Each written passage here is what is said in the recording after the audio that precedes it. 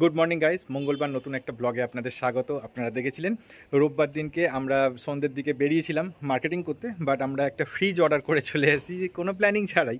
তো যাই হোক, ফ্রিজটা কালকে চলে এসছে, ইনস্টল হয়ে গেছে। আজকে আমি আপনাদেরকে ফ্রিজটার একটা ট্যুর করাবো যে এটা কত লিটারের ফ্রিজ, কতটা এনার্জি কনজামস করে এবং কি কি ফিচার আছে না আছে। তো চলুন ফ্রিজেতে যাই, গিয়ে আপনাদেরকে দেখাই আর বুঝিয়ে দিই যে কি কি আছে না আছে। এটা একদম লেটেস্ট টেকনোলজি 2024-এর, তো সেটাই নিয়েছি।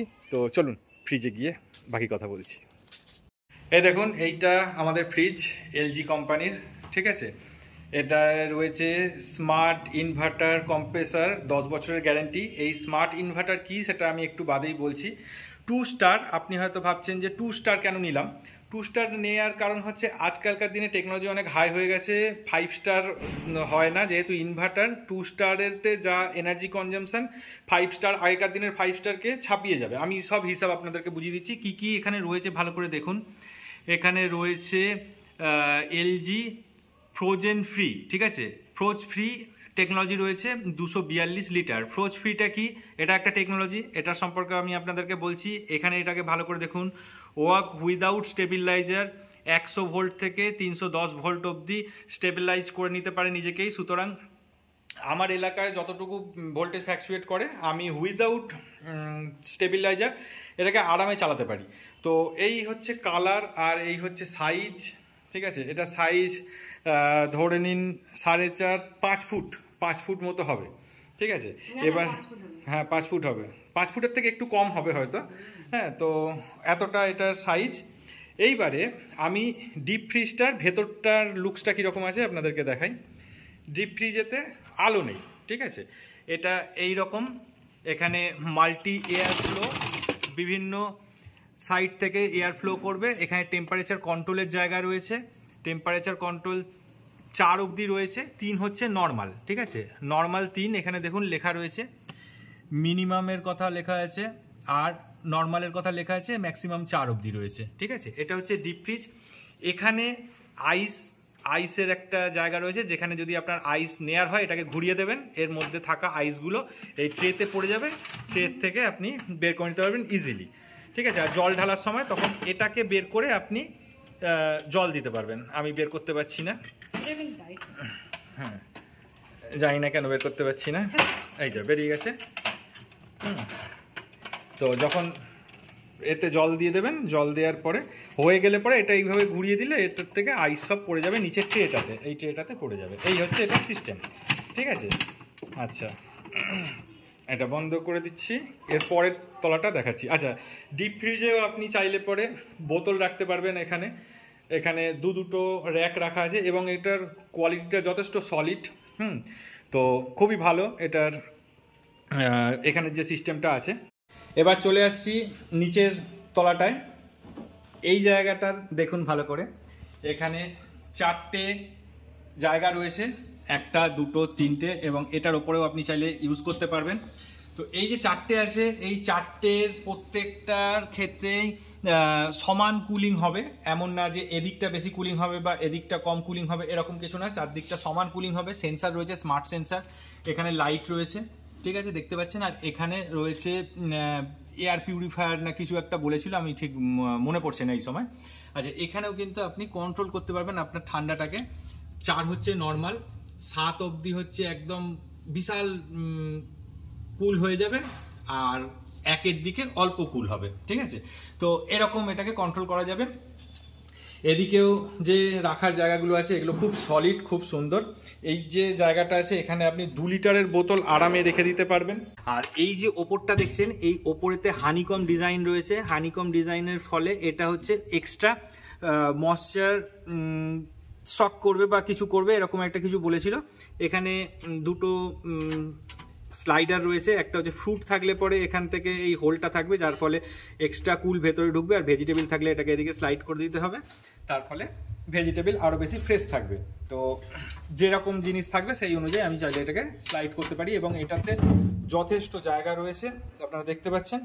এখানে মোটামুটি 3 দিনের বাজার, 4 দিনের বাজার আরামে ঢুকে যেতে পারবে, এতটাই ইয়ে।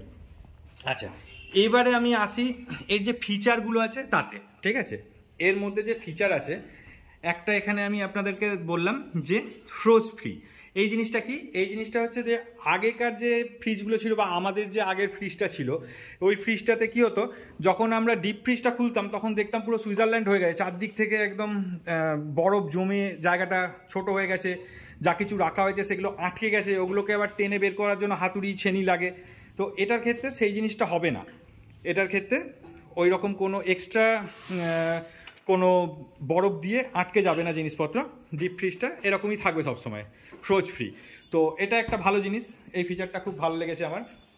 এবার হচ্ছে এই যে স্মার্ট ইনভার্টার কম্প্রেসার, এই জিনিসটা কি?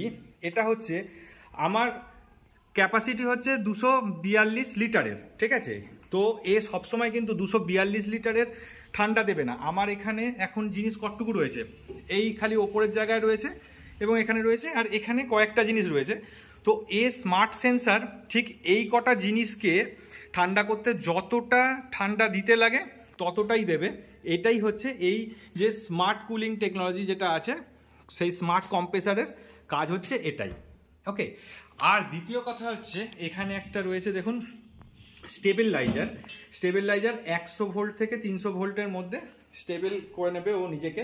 তো আলাদা করে আপনাকে ওই স্টেবিলাইজার কিনে পয়সা খরচা করতে হবে না, এটা অনেকটা বেটার জিনিস।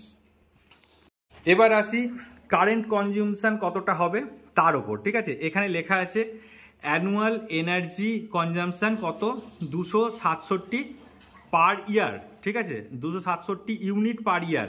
এবার এই যে 267 ইউনিট, এটা হচ্ছে ম্যাক্সিমাম, ঠিক আছে? এটা হচ্ছে ম্যাক্সিমাম, এর থেকে কম হবে তবু বেশি হবে না, এটাই হচ্ছে ম্যাক্সিমাম। তাই জন্য এইটা অবধি ওরা প্রিন্ট করে দিয়েছে। এবার যদি ইয়ারলি 267 ইউনিট নেয়, তাহলে আমি আপনাদেরকে হিসাব করে দেখাই যে এটা কতটা নেবে। এবার এই 267 কখন, যখন এই যে আমার ফ্রিজের ক্যাপাসিটি 242, যখন ফুল লোড থাকবে আমার ফ্রিজটা, তখন এইটা হবে। এই যে আমার এখানে অল্প অল্প জিনিস রয়েছে, এতে কিন্তু ইয়ারলি এরকম যদি থাকে সারা বছর, তাহলে কিন্তু এটা 267 ইউনিট নেবে না, ঠিক আছে? ওর থেকে অনেক কম নেবে। তো আমি ধরে নিচ্ছি যে সারা বছর পুরো যতটা এর ক্যাপাসিটি ততটাই আমরা ইউজ করেছি।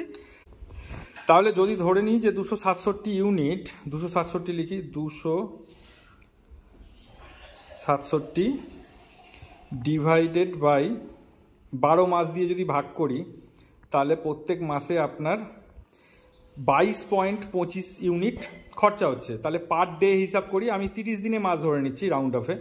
তো 30 দিন যদি আমি হিসাব করি, তাহলে আপনার ওই 0.74, মানে আমি 75, মানে 1-এর থেকে 25% কম, ঠিক আছে? তো আপনার যদি 1 ইউনিটের দাম যদি 10 টাকা হয়, তাহলে আপনার ওই 7 টাকা 7.5 টাকা মতো এক এক দিনে আপনার খরচা পড়ছে, যদি আপনার ফুল ইউজ হয়।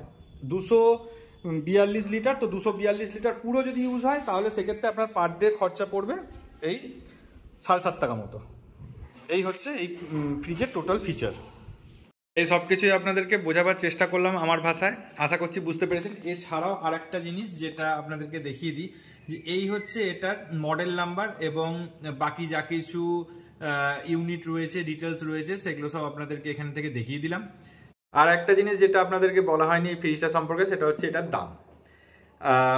আমরা নিয়েছি এইচডিএফসির ক্রেডিট কার্ড দিয়ে, তো তার জন্য আমাদের কিছু ডিসকাউন্ট হয়েছে। তো আমি ওসব ব্যাপারে গেলাম না, আপনি কোনো না কোনো ফিনান্স করবেন বা কিছু করবেন, তো সেটা ডিপেন্ড করছে। কিন্তু এটার অ্যাকচুয়াল মার্কেট প্রাইস হচ্ছে 25,000 টাকা, 25,900 ছিল বোধহয়, তো 26,000 টাকা ধরে নিচ্ছি। তো এটার মার্কেট প্রাইস, আর এটা একদম 2024-এর লেটেস্ট মডেল, তো বেটার। আমি এটার এখন রিভিউ আপনাকে দেবো না যে এটা কেমন কি, কারণ কিছুদিন ইউজ করি, তারপরে আমার তো ব্লগ রয়েছেই আর আপনারা আমার সাথে রয়েছেনই, তো তখন আমি এটাতে জেনুইন রিভিউ দেবো। আজকে কিনে এনেই রিভিউ দেওয়া পসিবল না, কীরকম হবে না হবে সেটা ইউজ করব, ব্যবহার করব, কোথায় কি প্রবলেম আছে, কোথায় কি ফেসিলিটি আছে, সেগুলো দেখে তারপর আমি জেনুইন রিভিউ দেবো আপনাদেরকে, ঠিক আছে?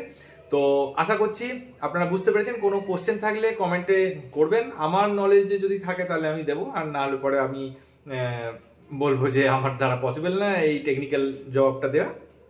তো যাই হোক, সাথে থাকবেন, পরের ব্লগে আপনাদের সঙ্গে দেখা হচ্ছে। টাটা।